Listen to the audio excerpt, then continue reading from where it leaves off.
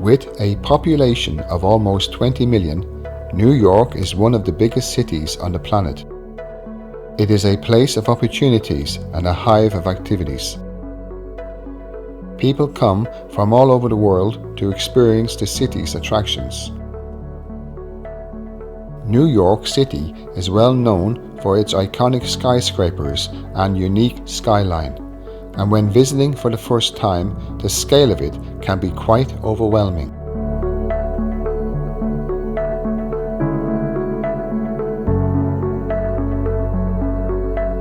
AC Bhaktivedanta Swami Prabhupada travelled from India to America in 1965, and it was in New York that he started teaching the ancient wisdom of Bhakti Yoga in the English language.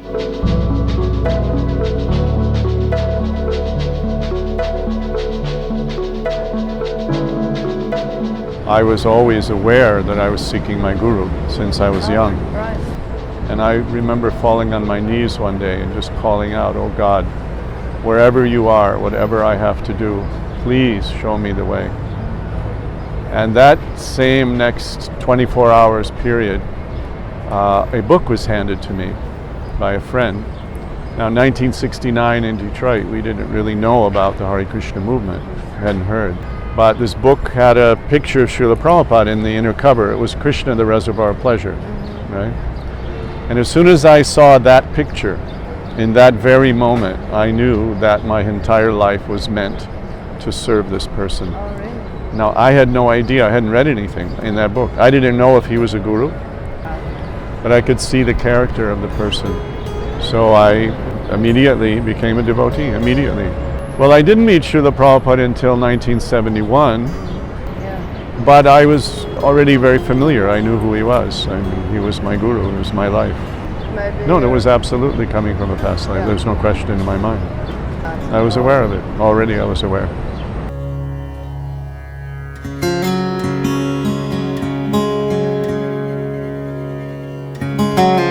A Vaishnav center was established by Srila Prabhupada in 1966 on 2nd Avenue in Manhattan. From there he would go out to meet the public and chant the Maha Mantra in the park.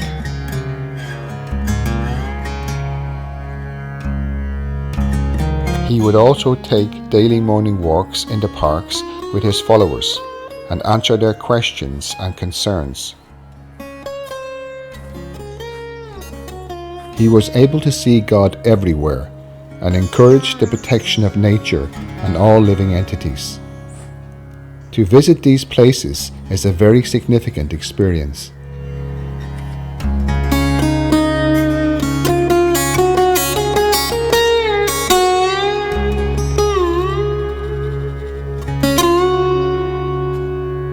Srila Prabhupada was very appreciative of the American government for granting him a visa, so that he could bring the Vedic philosophy to the Western world.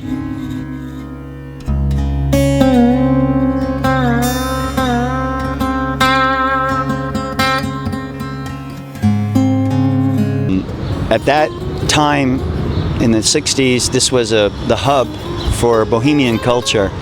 And by Lord Chaitanya Mahaprabhu's arrangement and Srila Prabhupada's pure intelligence, he knew where to come to chant the holy names. He took the Maha Mantra, Chaitanya Mahaprabhu's mission, to the streets of New York, and this represented the hub of activity for the Bohemian culture of the day. So Prabhupada would come here, he would chant, and we have those beautiful pictures, those pictures that you've seen at 26 2nd Avenue of Srila Prabhupada being here and attracting, many different types of people. we have that immortalized in photographs, famous photographs of Srila Prabhupada standing by the famous tree here in Tompkins Square Park, and also sitting and doing kirtan.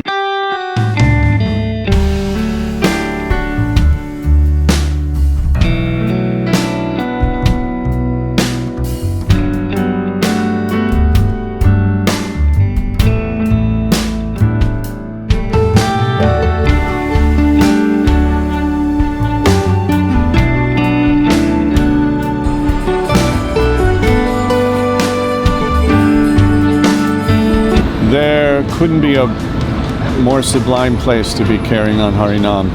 First of all, of course, Srila Prabhupada, our founder Acharya, he started Sankirtan here. He brought it out of India for the first time and broke open the minds of people to the message of Lord Chaitanya.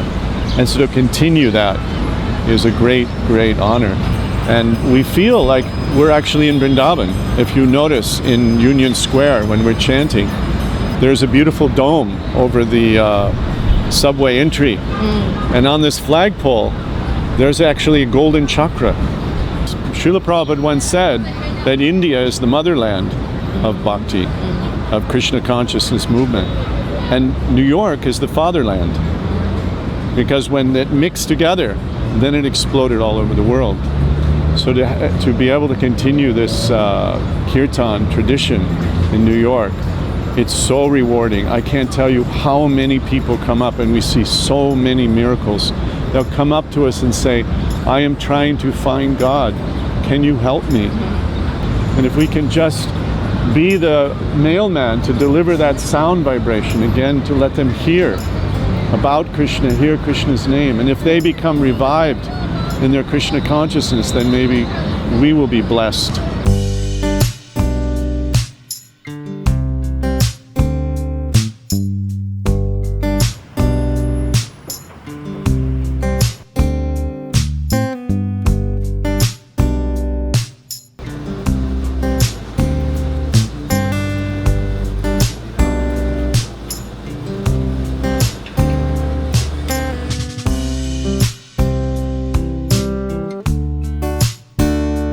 How to lead a spiritual life in the busy, crazy Big Apple, New York City, which is going a million miles an hour. It's very challenging, very challenging. To me, the key is hearing and chanting, to have a spiritual practice daily. Hearing from Prabhupada every day is really the grounding factor, that and the holy names. Being very attentive to actually hearing the holy names and actually praying for Krishna to protect me and to guide me. So without that, it's just not possible anywhere, but especially in New York City. The other two important thing is having close devotee friends that I can share with. Of course, there's my wife, my son, but I have close devotee friends, and forcing myself to attend different programs. There's so much going on in New York. There's so many exciting programs. At the level of love or joy, one has great compassion for all living beings.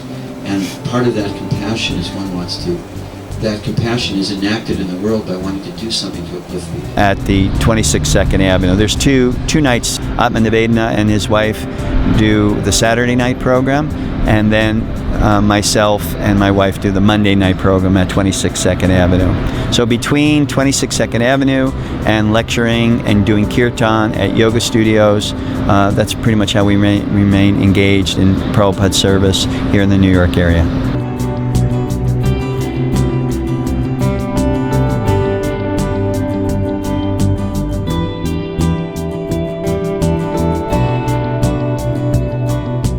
New York is an expensive city to live in, and many people are struggling to cope with high rent and high prices.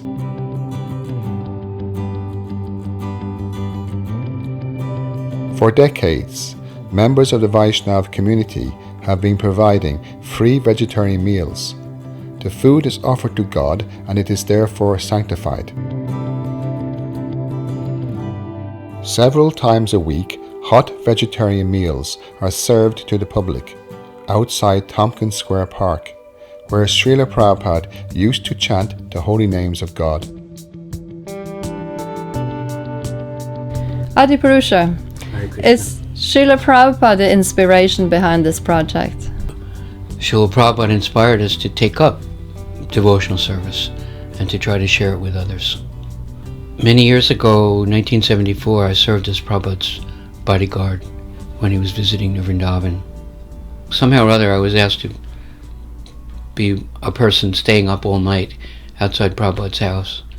And in the middle of the night, Prabhupada would get up at 1 o'clock in the morning, and he came down through the house, through the staircase down into the garage area.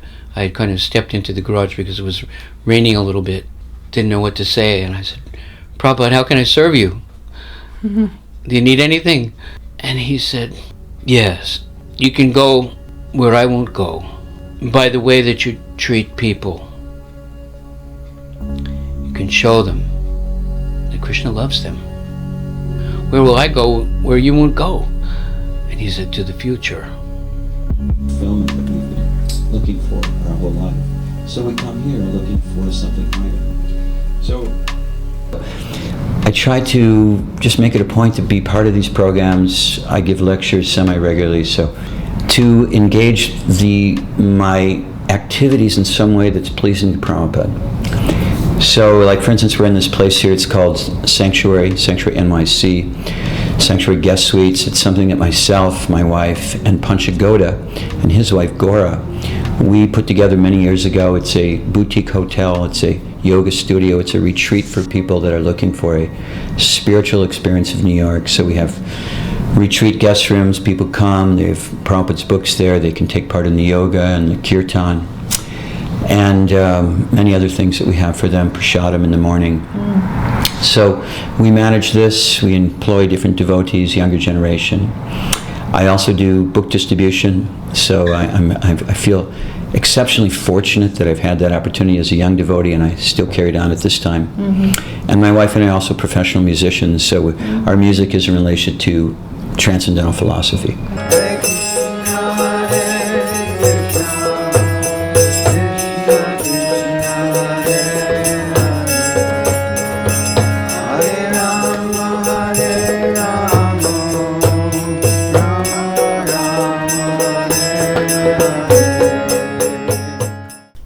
The principle is, if you are trying to do something that Krishna wants done, Krishna will give you what you need to do it. I can remember when I was first asked to do this, I don't know how to cook, I can't, why me?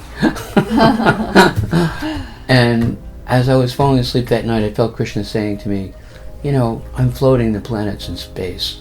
I can provide for a vehicle and some ingredients. This is your prescribed duty, take it up. So I just said, okay. We do go and collect donations in the form of ingredients. We do approach merchants and markets and people who have businesses and tell them a little bit about what we're doing and ask them if they'd like to give something. Yeah. And surprisingly enough, people can relate to it, and they take that opportunity.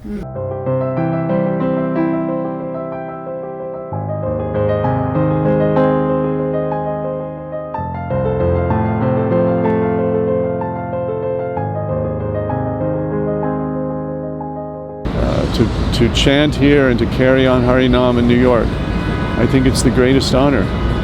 Frankly, I wouldn't trade it for anything. I lived, of course, 20 years in India and spent a lot of time in Vrindavan. I feel all the feelings right here. They're right here when I'm engaged in Harinam, because I just feel that active relationship with Krishna by glorifying his name is so essential in this time, in this age. So many misconceptions may come out of a dirty heart and a dirty mind. But when one is engaging and taking some trouble for Krishna, Srila Prabhupada asked us, take some trouble for Krishna. So this is an opportunity to take some trouble for Krishna. And if maybe he'll notice us if we take a little trouble. So it's just a wonderful thing to chant here in New York City. I can't emphasize that more.